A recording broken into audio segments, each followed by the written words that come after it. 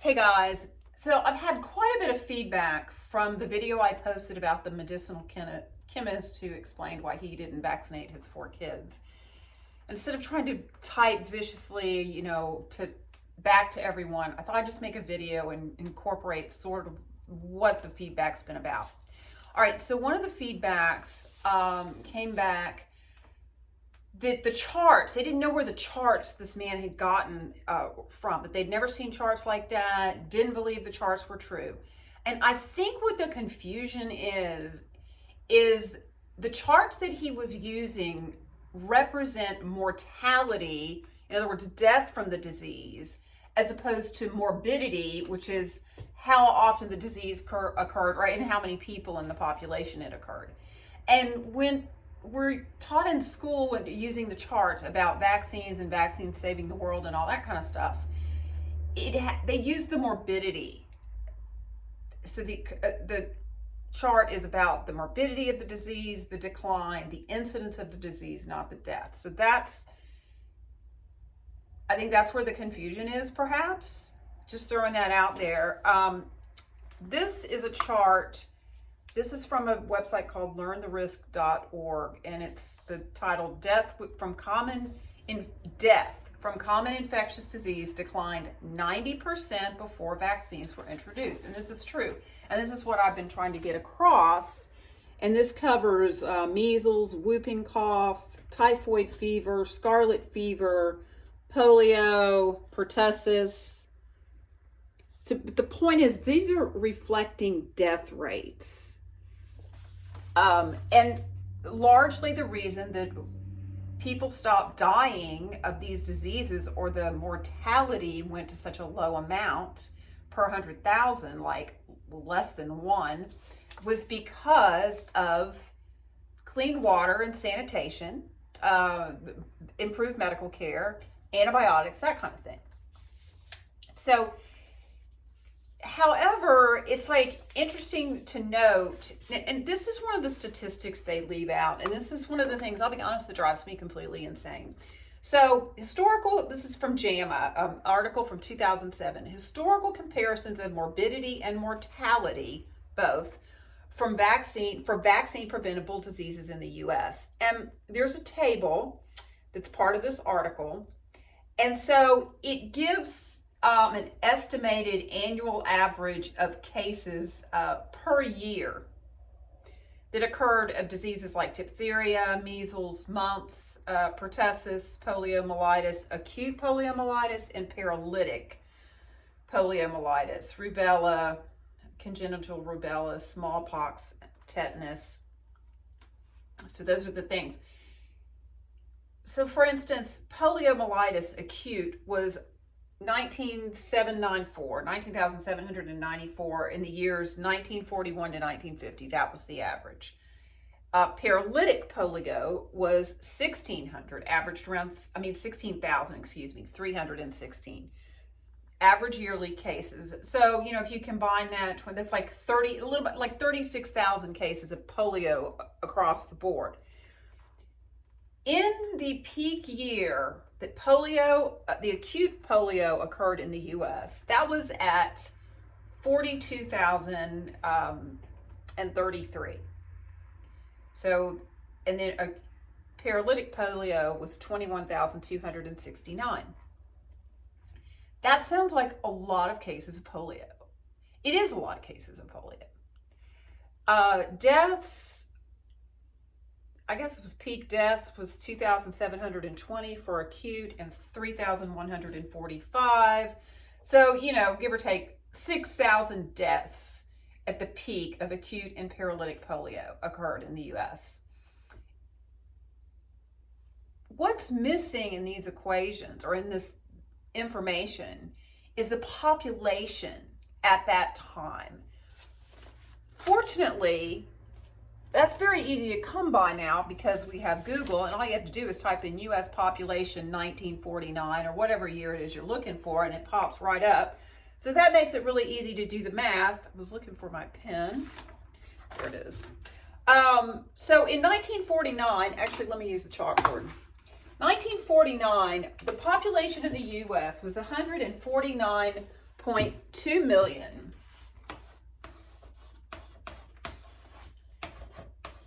$49.2 million.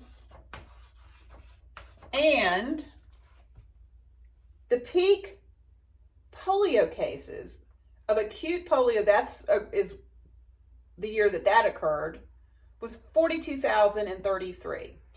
Well, if you do the math and you divide the 42,033 by the 149.2, the percentage of the population in the peak year that got acute polio is 0.028. That's not fitting. So, we'll round it up to 0.03%. That's a very small percentage of the population that even in the peak year actually contracted polio.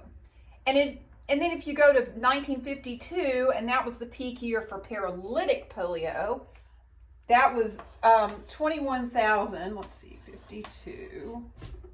We had 21,269 cases of paralytic polio. And the population in the U.S. that year was 157.6 million. So again, you do that math, and you're going to have a 0.013% of the population actually had polio in the peak year. Deaths, oh gosh, they had 1952 and 1949 was the peak number of deaths. 2,720 in 1949 and 3,145 deaths. So even you can see the death rate was extremely small compared to the population. What else did I get asked about? Let me think. Oh, I know somebody, and I want his email address because he's asking me a lot of questions, and I'm fully want to have the discussion, but it's going to be hard to do it through comments on LinkedIn. Another thing you need to pay attention to, though, I know what it was herd immunity, about mass vaccination and herd immunity. And the thing about it is, herd immunity, if you research, is relevant when you're dealing with the actual disease, like measles, for instance. So measles, once you have the disease, that's it. You have lifelong immunity. You have the Cadillac of immunity, if you will. When you get the vaccine, not so much. I think we're up to 5 boosters now. I've kind of lost count. But when the vaccine first came out, they actually said it would give lifelong immunity, and then they found it hasn't. And not only has it not, they continuing, it's like, well, a little's not working, so we got to add more and more and more. And, where does that end? And each time you're reintroduced, the vaccine, the 3 viruses, and then you're introduced the other stuff that's in the vaccine. So, honestly, me personally, I just rather have the measles and get it done with. Because again, if you look at the mortality in the U.S., it was like 1 in more than 300,000. I've actually done the math. And if you go to the CDC website, that information is on there, except they don't give you the full population. And so till you know that, then you realize, oh my God, like hardly anybody was dying of the measles in the U.S. in the 10 years before the vaccine even came out. What's another problem? We know that vaccines fail, and that's the issue with herd immunity, because you're always going to have people in the population, number one, especially adults, that aren't caught up on their vaccine. So that drops the percentage of overall that have immunity. Then you have people that aren't going to have 100% uptake. I think the vaccine's supposed to be 95% effective, at least from the measles portion. Mumps, I think it's like 88%. Well, we're kind of questioning if it's even that, 88%, when you look at the number of colleges that presented with mumps cases in vaccinated college students.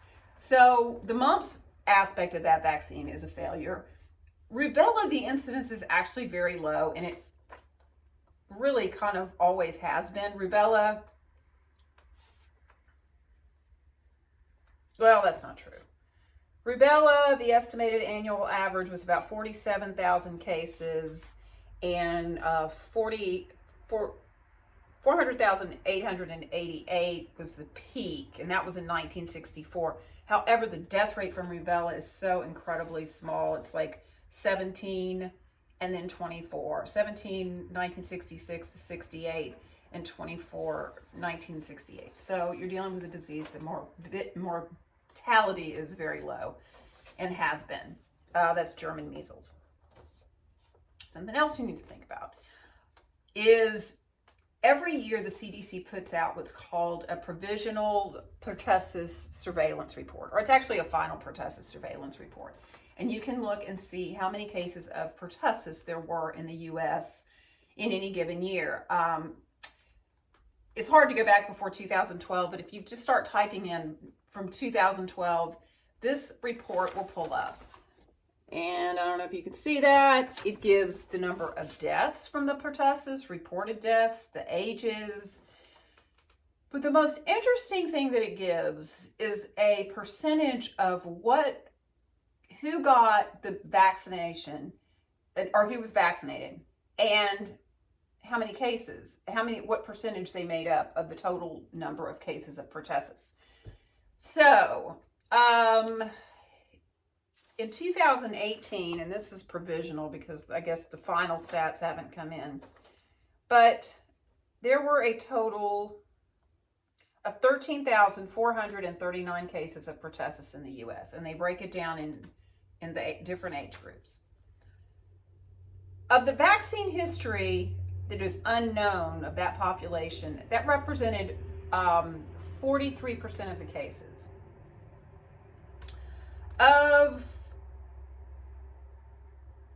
Actually, that's not true. Reported DTaP vaccine status of children with pertussis ages 6 months through 6 years. So when they track the pertussis cases in ages 6 months through 6 years, you come out with vaccine history unknown was 43% of those. The unvaccinated represented 10% of those in that age group that got pertussis. The undervaccinated, which is 1 to 2 doses of the vaccine, was 5%. And the completed primary DTaP series, they had 3+ doses, represented 41%. So in other words, the 3-dose bunch had 41%, and the only bunch that was higher than that was the vaccine history unknown, which is curious. You would kind of think that they would know, that there'd be a way to trace that, but who am I? So anyway, but the point is the unvaccinated were only 10% of the cases. So and what they found with the pertussis vaccine is that it doesn't prevent the spread of the disease. So vaccines are not 100% effective. Vaccines carry risk. Vaccines have toxic chemicals in them. If knowing all of that, and you've done your research, and you believe that, and this is true too, if you do this research and you look at everything we're vaccinating for, it's always affecting very small percentage of the population. It's not a huge percent, but they don't tell you that.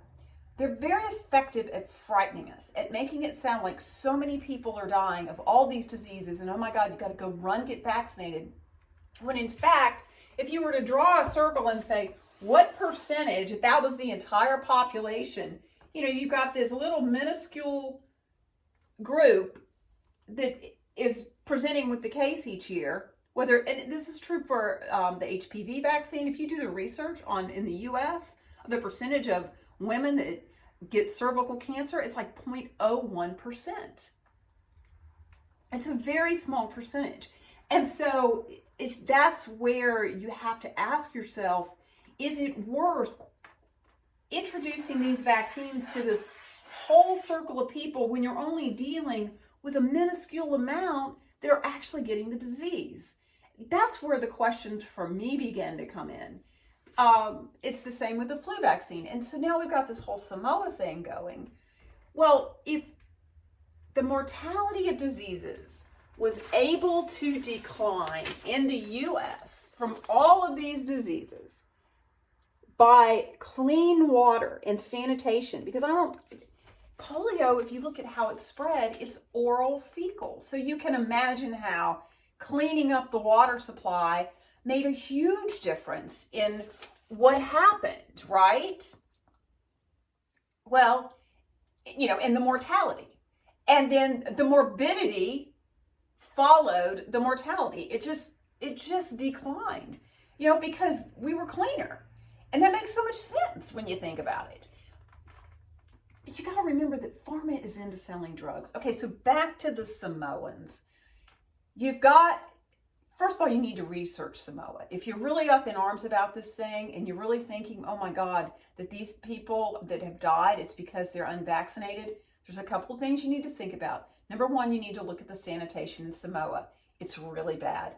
Number two, you need to look at the fact that they do not have a well-rounded, they don't have access to the nutritional things that we have in the U.S. So you're dealing with immunocompromised. What else are you dealing with in Samoa?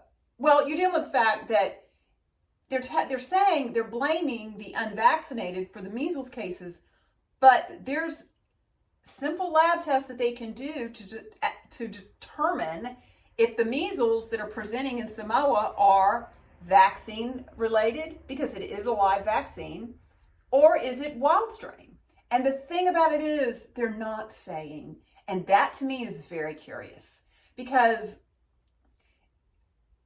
if you've got all these immunocompromised people, you're injecting them, or and low sanitation, and you're injecting them with a live virus, it stands to reason that the vaccine could cause the virus to multiply among the people.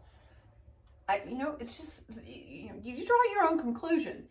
But I wanted to really clear up the whole morbidity versus mortality and what the medicinal chemist was referring to, because this is it. Okay, this is learntherist.org/diseases, and actually a whole article will come up. It's pretty interesting. But trying to think if there's anything else I wanted to cover. I guess I just want to say, in your whole research of vaccines, and this is why I talk to people about looking at the risks per the package insert, you need to know the incidence of the disease, the morbidity of the disease in the population before the vaccine. What percentage of the population was actually being affected? And of course, it's important to know what percent of the population was actually dying. Back to Samoa one more time. I think America could do a lot better job of helping the Samoans by facilitating them in getting sanitation into their country and good nutrition. But instead, we've launched a mass vaccine program. And I'm not really sure, given what I know about vaccines, what I know especially about live vaccines, and what I know about the conditions in Samoa, that's really the best avenue to take. So, continue this discussion, guys. It's great. That's what this is all about. I'm not here to tell you what to believe or to tell you how to practice or anything else. I'm just here to educate and to shed light so that you can make an informed decision and know the real facts. Because again, pharma is in the business of selling drugs. The vaccine industry is a multi-billion-dollar industry. So all these things are important. All right. Lori Wise on Facebook, The Wise Pharmacist, and thewisepharmacist.com. Anyway, any more questions, comments? I'm going to go ahead and give out my email. My personal email, I don't know if it's on LinkedIn or not, is loriwisepharmacist@gmail.com. So some of these correspondences might be good to have in email correspondence instead of trying to correspond via LinkedIn, but just an idea. All right. Thanks for listening. Talk soon.